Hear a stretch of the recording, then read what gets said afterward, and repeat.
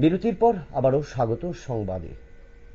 পেহেলগাঁও ঘটনার পর আন্তর্জাতিক সীমান্ত ভারত পাকিস্তান সীমান্ত উত্তপ্ত এবং এরই মধ্যে সোমবার গভীর রাতে এবং মঙ্গলবার ভোরে পাকিস্তান সেনা কাশ্মীরের আন্তর্জাতিক সীমান্তে গুলি চালায়। বিনা প্ররোচনায় ভারতীয় সেনা ঘাঁটি লক্ষ্য করে গুলি চালায় পাকিস্তানি সেনারা।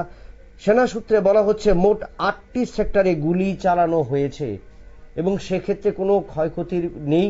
এবং সে বিষয়ে জানবো, রয়েছেন আমাদের প্রতিনিধি রাজীব বাবু। রাজীব বাবু, কি জানা যাচ্ছে যে সোমবার গভীর রাতে এবং মঙ্গলবার ভোরে পাকিস্তানের যে সেনা যে কাশ্মীরের আন্তর্জাতিক সীমান্তে গুলি চালিয়েছে, কি উঠে এসছে সেখান থেকে?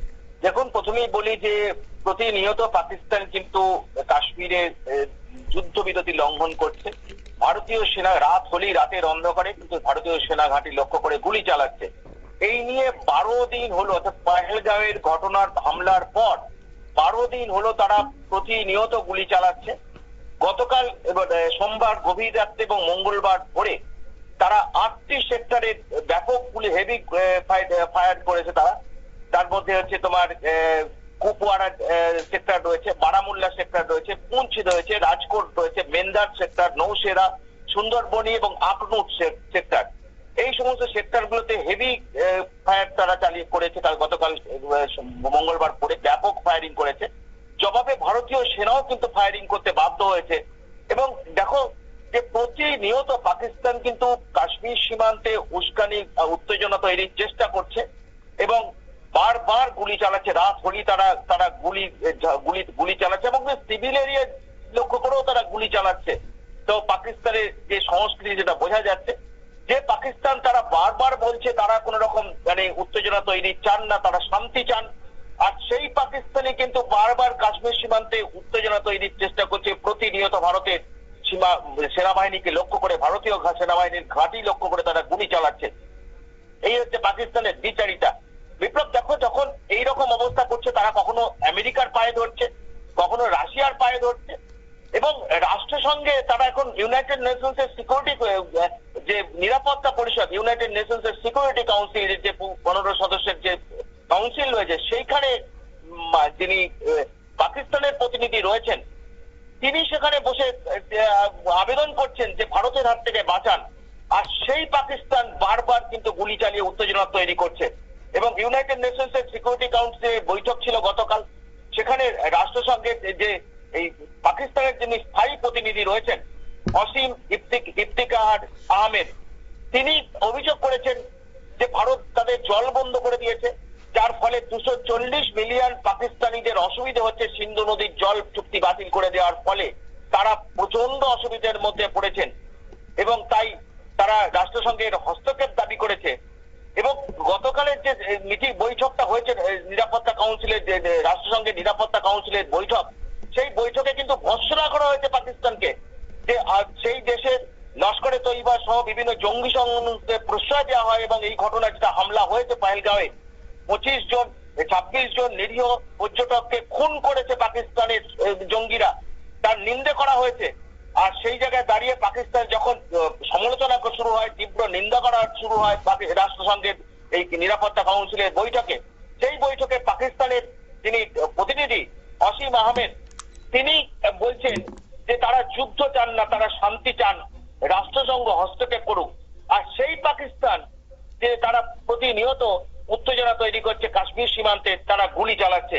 অর্থাৎ তারা রাষ্ট্রসংঘ, তারা যদিও বলেছে, রাষ্ট্রসংঘ বলেছে পাকিস্তানকে এগিয়ে যেতে হবে, পাকিস্তানকে আলোচনা করতে হবে। পাকিস্তান এবং পাকিস্তানের প্রতিনিধি বলেছেন, আহমেদ সাহেব বলেছেন যে তারা শান্তি চান, তারা আলোচনা চান এবং রাষ্ট্রসংঘ এই বিষয়ে এগিয়ে আসুক। অর্থাৎ যদি তারা শান্তি চান, যদি তারা যুদ্ধ না চান, তাহলে কেন এত উত্তেজনা তৈরি করছে? তারা ভারতকে যুদ্ধে যেতে বাধ্য করছে। ভারত কিন্তু যুদ্ধ চায় না। ভারত প্রথম থেকে বলছে যুদ্ধ তারা চায় না। যারা এই হামলা করেছে তাদের বিরুদ্ধে ব্যবস্থা নেওয়ার জন্য ভারত উদ্যোগ নিচ্ছে। ভারত যুদ্ধ চায় না। ভারতকে যুদ্ধে নিয়ে যাচ্ছে কিন্তু পাকিস্তান, এবং সেটা পাকিস্তানের একটা আত্মঘাতী সিদ্ধান্ত হবে, কারণ তারা জানে যে ভারত কত বড় শক্তিশালী দেশ। তাই প্রতিনিয়ত তারা সবকিছু জেনেও কিন্তু তারা উত্তেজনা তৈরি, সীমান্তে উত্তেজনা তৈরির চেষ্টা করছে। এবং আজকে 12 দিন হয়ে গেল তার নাগারে তারা সমানে রাতের অন্ধকারে তারা ভারতীয় সেনা ঘাঁটি লক্ষ্য করে গুলি চালাচ্ছে। যদি বলো যে গতকাল গতকাল ভোরে যে তারা 35টি সেক্টরে গুলি চালিয়েছে। এই তো পাকিস্তানের আচরণ।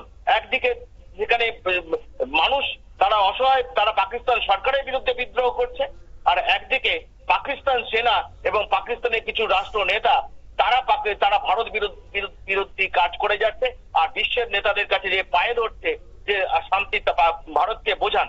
এই যে ভারত কিন্তু কোনো উস্কানিমূলক আচরণ করছে না, ভারত কিন্তু ধৈর্যের পরিচয় দিচ্ছে, কিন্তু পাকিস্তান বুঝতে পারছে না ভারতের ধৈর্য বাঁধ ভেঙে গেলে কি অবস্থা হবে। এবং ভারতীয় সেনা তারা অত্যন্ত ধৈর্য সহকারে তার প্রতিহত করছে, এবং তারা গুলি চালালে তারা পাল্টা গুলি চালাতে বাধ্য হচ্ছে। এখনো পর্যন্ত কোনো রেকর্ড নেই যে পাকিস্তানের সেনাঘাঁটি লক্ষ্য করে ভারত কোনোদিন গুলি চালিয়েছে। যা যে 1921 সালে 2021 সালে যখন এই যে চুক্তি অর্থাৎ সীমান্ত কাশ্মীরের সীমান্ত তোমার যুদ্ধবিরতি চুক্তি লঙ্ঘন চুক্তি হয়েছিল 2021 সালে। সেই চুক্তির পর প্রতিবার কিন্তু প্রতি ক্ষেত্রেই কিন্তু পাকিস্তান সেই যুদ্ধবিরতি লঙ্ঘন করছে, ভারত কখনো করেনি।